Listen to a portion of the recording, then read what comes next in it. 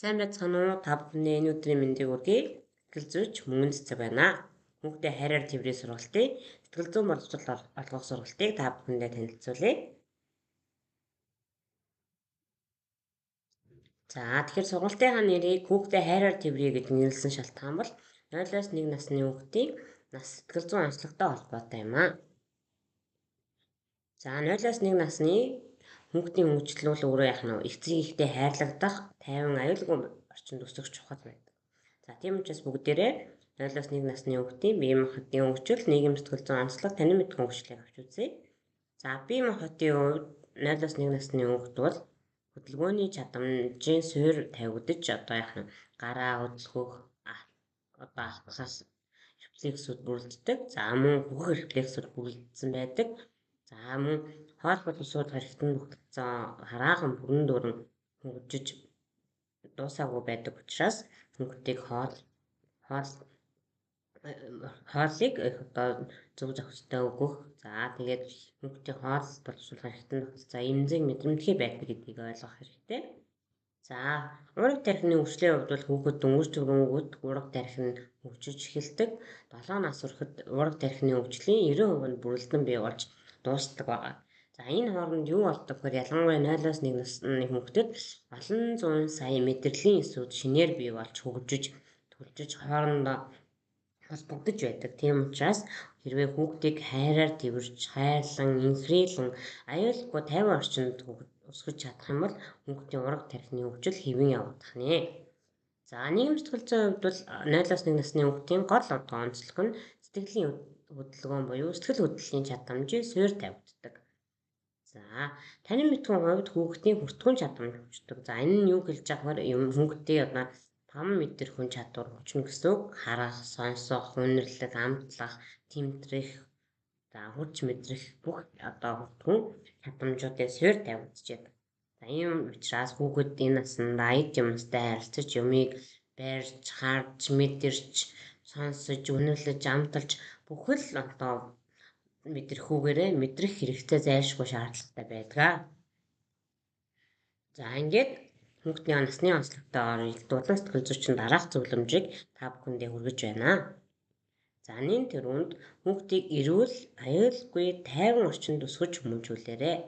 Ингэснээрээ таны хүүхэд бие махбод төдийгүй сэтгэл зүйн хувьд эрүүл хүн болон өсч хөгжих болно. За дараагийн зөвлөмж нь хүүхэд эцэг ихтэйгээ хамт байхдаа миний эргэн тойрон аюулгүй хүмүүс намайг хайрладаг, би итгэж болно гэсэн мэдрэмжийг авах зайлшгүй хэрэгцээтэй байдаг. За яагаад гэвэл судлаачдын үзэж байгаагаар хүүхэд эхийн эвлээд байх хугацаанд маш амгалан тайван дулаан орчинд байж агаад гинэт цоо шинэ ертөнцид мэдлэгдэг гэж үздэг. За тэгэнгүүт тэр шинээр ухтаж авч байгаа хорвоо ертөнцид буюу одоо эргэн тойронд байгаа гэр орон эцэг их хамгийн түрүүнд ээж нь хүүхдэд энэ одоо орчин тойрон чинь аюулгүй юм байна, тайван байна. Би энэ хүмүүст итгэж болох юм байна. Намайг энэ хүмүүс хайрлаж байна гэсэн мэдрэмжийг авах зайлшгүй хэрэгтэй байдаг байна. За дараагийн зөвлөмж маань 0-1 насны хүүхдийн сэтгэл хөдлөлийн IQ чадварыг суурь тавигддаг. За иймээс эцэг эхчүүд ялангуяа ээж жаргалтай байж хүүхдэд инхрийлэн хайрлаж өсгөөрэй. За хүүхэд ерөөхдөө уурлах, баярлах, гуниглах гэх сэтгэл хөдлөлийн чадамжийг 0-1 наснда ээжигээ харах, сонсох, даган дуурах байдлаар суралцдаг. За тийм учраас их ээж аав жаргалтай тайван байх юм бол хүүхэд суурь одоо дөгшүүргүй тайван амгалан хүн болж өсөж хүмүүжих нэ. За дараагийн одоо нэг чухал зөвлөмж байна. Хүүхэд альва зүйлийг барьж, базаж, хөгжиж, амталж мэдрэх нь энэ чухал. Энэ тэдний орчин тойрондоо танилцж байгаа нэг хэлбэртэй цоо шинэ зүйлсийг таньж мэдж байгаа хэлбэр. За тэгээд ирээдүйд тэдний танин мэдэх чадварын суурь болдог. Өөрөөр хэлбэл таны хүүхдийн ирээдүйд амжилттай онц сурах ч юм уу эсвэл IQ сайтай байх чадварын суурь альва зүйлд эв дүүтэй байх чадварын суурь тавигдаж байдаг гэж ойлгож болно. За ингээд дараагийн одоо Найдаас нэг насны хүүхэдтэй эцэг эхчүүдтэй зайлшгүй танилцуулах ёстой. Нэг ойлголт бол юу вэ гэхээр энэгшил. За энэгшил гэж юу юм бэ гэхээр их бүр хоёрын хооронд үгээр илэрхийлэх боломжгүй нандин холбоо байдаг. Үүнийг энэгшил гэж нэрлэнэ. За тэгвэл тэр хүү нандин холбоо нь их бүрийн хооронд сэтгэл хөдлөлийн гүн харилцаа холбоо нь хүүхдийн ирээдүйд өөртөө болон бусдад итгэх итгэлийн суурь нь болдог гэнэ. За жишээлбэл насан туршидын хувьд насан туршсан боловч өөртөө итгэдэггүй, за эсвэл бусдад итгэдэггүй, хардамтгай, эсвэл альва зүйлд амархан дүгшдэг, санаа зовдөг, ийм байдлууд ажиглагдаж байж магадгүй. Тэгвэл энэ яг нь энэ энэгшлийн суураас их хамаарсан суур ойлголтоо гэж хэлж болно. За тэгэхээр энэ наснд хүүхдтэй яг нь өөртөө итгэх итгэлийн суурийг та бүрэлдүүлж өгч байгаа байх нэ. За тэгвэл энэ хүү энэгшлийн энэгшил маань ерөнхийдөө нэг 4 үе шатыг дамжин явагддаг. Хүүхэд эцэг эхтэй болон бусад хүмүүст энэгшилтэй 4 үе шатыг дамждаг. За энэ тэргуунд хүүхэд төрөөд 6-7 хоног хүртэлх хугацаанд энэгшлийн өмнөх үе шатад байдаг төдийгүй энэ үе шатанд ямар нэгэн энэгшлийн хэлбэр илэрдэггүй байна. За дараа нь 6-7 хоногоос 8 сартад хүүхэд ялгарлгүй энэгшлийн үе шатыг дамждаг бөгөөд энэ үе шатанд хүүхэд ээж болон бусад эргэн тойрны хүмүүстэй энэгшинд асаж байдаг. Гэхдээ ямар нэгэн байдлаар ялгуурл ажиглагддаг. За тэгвэл энэ 3 дугаар үе шатаас яадаг гэхээр хамгийн гүн сэтгэл хөдлөлийн харилцаа холбоо тогтоосон ойр дотны хүмүүс түүн дундаа ялангуяа ээжигээ бусдаас онцгойлон таних эхэлдэг. За тэгээд яг нь ээжигээ орхин явах үед нь араас нь дагаж уйлдаг, эргээд ирэх үед нь баярлан утдаг ийм энэгшлийн шин тэмдэг илрэх ёстой байдаг. Тэгээ ингээд яг энэ үе шатыг хамгийн чухал тооцоод 5 шуугаар тэмдэглэсэн байна. Тэгэхээр энэ үе шатнаас хүүхдийн ямар хэлбэрийн энэгшлэлээр энэгшиж байгаа нь танигддаг байна. За дараагийн 4 дахь үе шатнд олон төрлийн хүмүүст энэгш үе шат. Энд зөвхөн ээж болон асран хамгаалагчтай энэгшиж байсан бол энд эргэн тойронд байгаа дотны хүмүүс аав, ээж, эмээ, өвөө, ойр дотны хүмүүстэй энэгшинд тусаж эхэлдэг байна. Тэгээд энэ үе дөрвөн үе шатыг дамжиж хүүхдэд тодорхой энэгшлийн хэлбэр бий болдог. За тэгвэл ямар энэгшлийн хэлбэрүүд байдаг юм бэ?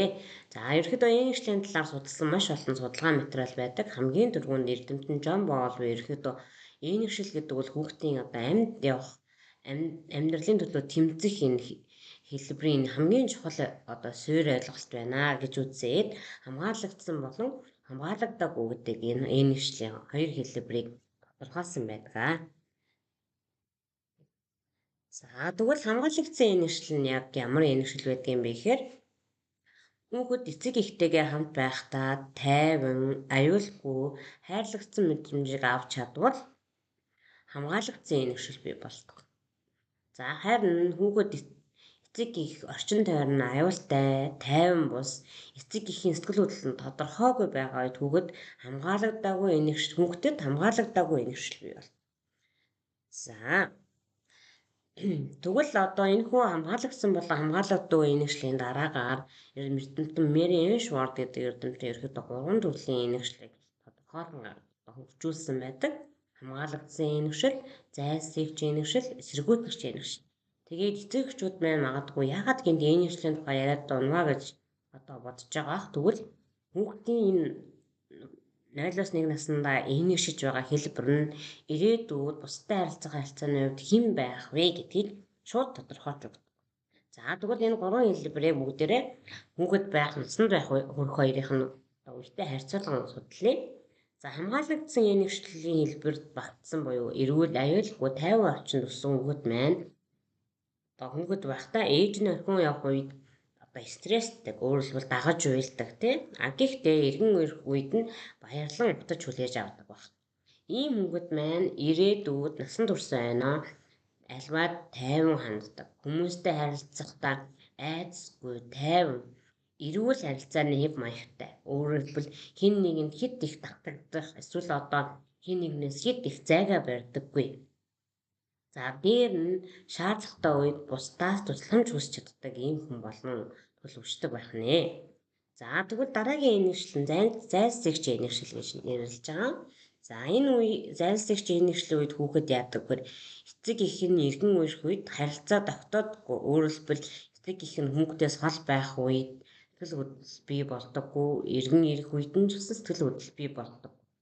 Оронд нь эцэг эхийн анхаарахын оронд очин тойронд байгаа эд зүйлсэд хүрээлэнгүй орчинд анхаарч үздэг. Ингэснээрээ хүрээлэнгүй орчинд хэд их төвлөрч байдаг. Ийм хүүхэд маань насан туршаа байна. Хурдгуун чадамж нь сайн утсан. Магадгүй техник технологийн чадвар сайтай, гар хурууны эвдүү сайтай байх боломжтой боловч бусдын сэтгэл хөдлөлт ихээхэн мэдрэмжгүй, тоомжиргүй ханддаг хүн болон төлөвшнө.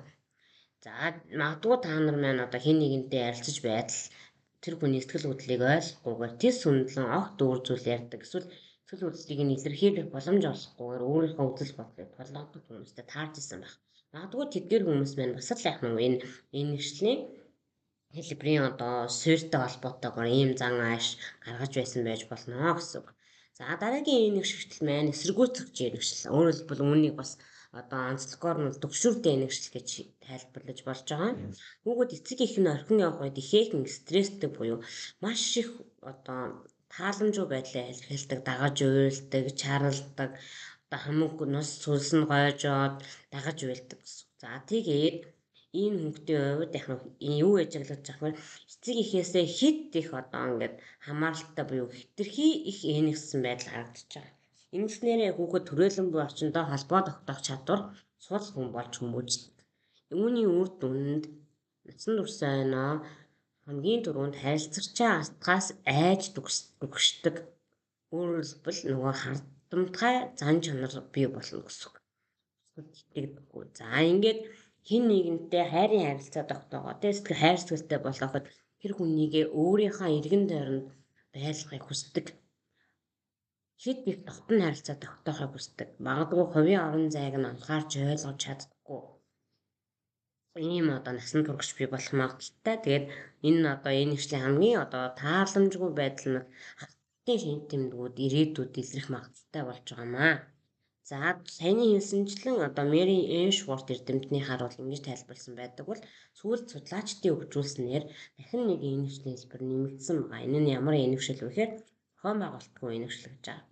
За үүнийг бас тодорхойгүй энэвшил гэж хэлж болохоор харагдаж байгаа. Яагаад вэ гэхээр эцэг эхийн сэтгэл зүйн хувьд тодорхойгүй байдал нь хүүхдэд эргээд зохион байгуулалтгүй юм тодорхойгүй энэвшлийн хэлбэрийг бий болгож байгаа. За эцэг их хүүхдэд хайрладаг боловч шийтгэлийн аргыг хэрэгэлдэг. Өөрсдөө сэтгэл зүйн асуудалтай. За хүүхдэд харилцах харилцааны хэв маяг нь тодорхойгүй. За өөрөлдвөл заримдаа маш их хайрлал инхээлэл байснаа заримдаа бүр бүдэн хүндий те огт хомжруу болчихдог. За хүүхэд сэтгэл зүйн хувьд гэмтэл авсан. За бага насндаа магадгүй хүүхэд эцэг эхээсээ салсан, холдон явсан, гим нас барсан. За эсвэл ямар нэгэн одоо хүчирхийлэлд өгцсөн ч юм уу те тохиолдолд энэ зохион байгуулалтгүй энэвшил бий болдог байх нэ. За хэрвээ ийм энэвшил бий болвол хүүхдэд ямар шин тэмдэг зан үйл илэрдэг вэ? Нэгдүгээрт өөрийн зан үйл болон сэтгэл хөдлөлийн зохицуулгад хүндрэлтэй турлаг. Өөрөлдвөл байнгын аливаа зүйлд эргэлзэж те өөрийнхөө сэтгэл хөдлөлч гэсэн итгэлгүй төгшүүлтэй таагүй мэдрэмжүүдийг илэрхийлдэг. Яахаа мэдгээ байсан байдал үүсдэг те. За дээр нь сэтгцэн эрүүл мэндийн асуудлууд бас илэрч болно. Магадгүй дүгсүүр, айдас, сэтгэл гутрал, донтол гэх мэт энэ одоо олон сэтгэл зүйн асуудлуудын шалтгаан бас болж болох магадaltaй. За ялангуяа хүүхдэд бол яг нь маш их юм төгшөмтгий байдал бол нэмлээ их ажиглагдана. За 3 дугаарт нь хүн хоорондын харилцааны асуудал. За ялангуяа энийг бол зарим судлаачид ийм төрлийн энэвшлийн хэлбэрт бол хүүхдүүд дандаа хайрын одоо харилцагчаа эргэн тойронд байгаа өөрийг нь хайрлаж байгаа хүмүүсийг хайраа батгахыг гэж нэвчээд үздэг. Яагаад гэвэл нөгөө эцэг их нь одоо тий хайрлаад байгаа юм шиг хайрлахгүй байгаа юм шиг байдлаар өсгсөн учраас тэр хайрыг заавал баталгаажуулах хэрэгтэй болдог гэж үздэг. За ингээд энэ хүн энэхшлийн онолдороо тулгуурлаад цэцэгчүүд сэтгэл зүйчин дараах зөвлөмжийг хүргэж байна. За энэ дөрөнд хүүхдээ хайр дүүрэн харцаар инхрийлэн тэрвэрээрээ. За ээж аав гэхгүй аль нь те хүүхдээ чин сэтгэлээсээ хайрлаж инхрийлэн тэрвэрээрээ. Ялангуяа манай завж хөлөөгөө явдаг эцэг эхчүүд маань хүүхдтэй цаг гаргаж тайвшруулан тэрвэрч өгөөрэй. За дараагийн сэтгэл зүйчийн өгөх зөвлөмжлөл хүүхдийнхээ энэшлийн хэлбэрийг тодорхойлж шаардлагатай бол мэрэгжлийн сэтгэл зүйчээс зөвлөгөө аваарай. Өөрөөр хэлбэл таны хүүхэд хамгаалагдсан энэшлэр энэшиж чадчихв. Хэрвээ үгүй бол яах вэ гэдэг дээр та бодож үзээрэй. За дараагийн зөвлөмж маань эцэг эхчүүд та бүхэн өөрсдөө сэтгэл зүйн хувьд эрүүл байх нь маш чухал байна. Өөрөөр хэлбэл ээж нь аз жаргалтай, тайван, санаа зовох зүйлгүй, заавар ухамдалгүй, гэр бүл хэрүүл маргаангүй ийм орчинд хүүхэд аюулгүй 50 мэдрэмжийг мэдэрч хамгаалагдсан энэшлэр энэгшдэг. За ялангуяа эцэг эх нь сэтгэл зүйн асуудалтай, сэтгэл готролтой, за эсвэл бие хүний янз бүрийн эмгэгтэй байх нь ирээдүйд хүүхдэд тэр зохион байгуулалтгүй буюу тодорхойгүй энэгшил бий болох хамгийн суур хүчнүүд болж байгаа зарим судалгаагаар бас ажиглагдсан. За ингээд хүүхдээ хайраар тэрвэрийн сургалтын үр дүнг хэлэх юм бол за таны хүүхдэд живэх, эхийн сүв, хоол, витамин хэрэгтэй байдаг. Яг үүний адилаар хүүхдийг эцэг эх нь хөөрдөн инхрийлж хамтдаа нээлтэн тоглож хэрэгтэй үед нь туслах тав тухтай хамгаалагдсан мэдрэмжийг өгөх зайлшгүй хэрэгтэй байдаг. Ингээд анх сандуулсан та бүхэнд баярлалаа.